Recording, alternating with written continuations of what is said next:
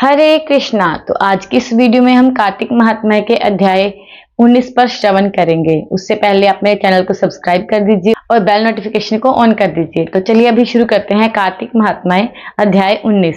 नारद जी कहने लगे कि राजा पृथु, कार्तिक कृष्ण त्रयोदशी से शुक्ला द्वितीय तक यमराज को प्रसन्न करने के लिए दीपक जलाना चाहिए।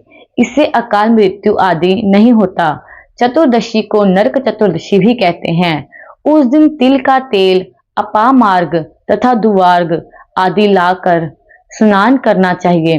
स्नान के पश्चात दक्षिण की ओर मुख करके अपसव्य होकर जल में तिल मिलावें और 3-3 अंजुलि से यमाय, धर्मराजाय, मृत्युवे, अंतकाय, कालाय, सर्वभूतक्षाय, औदुंबराय, दधन्नाय, परमेष्ठिने, वृकोदराय, चित्तराय, चित्रगुप्ताय इन मंत्रों द्वारा यमराज का तर्पण करें।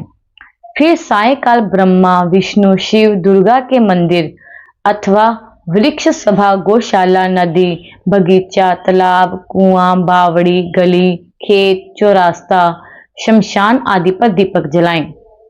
रात्रि को श्री लक्ष्मी जी का पूजन करें। यदि कोई शस्त्र से मारा गया हो तो चतुर्दशी को उसके निमित्त भी दीप दान करें। इससे अक्षय फल प्राप्त होता है। फिर कन्या, ब्रह्मचारी तथा तपस्वियों को भोजन कराए। इससे यमपुरी को ना जाकर शिवलोक की प्राप्ति होती है। इसी प्रकार अमावस को भी स्नान आदि करके पितरों का पूजन व श्राद्ध करके भोजन कराएं। सायकाल घर, तुलसी के स्थान, देव स्थान आदि में दीप जलाएं। शमशान, नदी, पर्वत, चौरास्ता तथा गौशाला में दीपक जलाएं।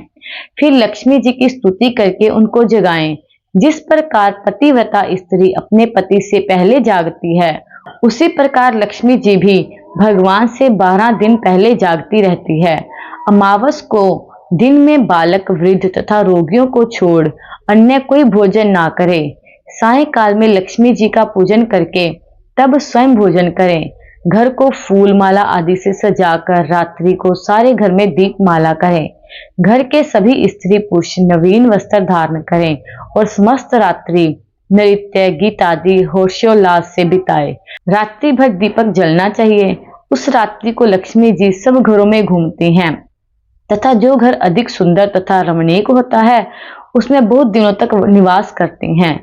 एक प्रहर रात्रि शेष रहने पर घर का दरिद्र रूप कूड़ा करकट, सूप या पुराने पंखे पर रखकर बाहर फेंक देना चाहिए।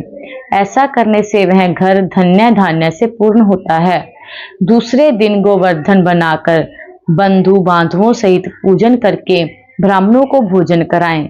स्वयं भी नवीन अन्न का भोजन करें। भगवान श्री कृष्ण ने इंद्र का मान मर्दन करके गोवर्धन पर्वत का पूजन इसी दिन किया था।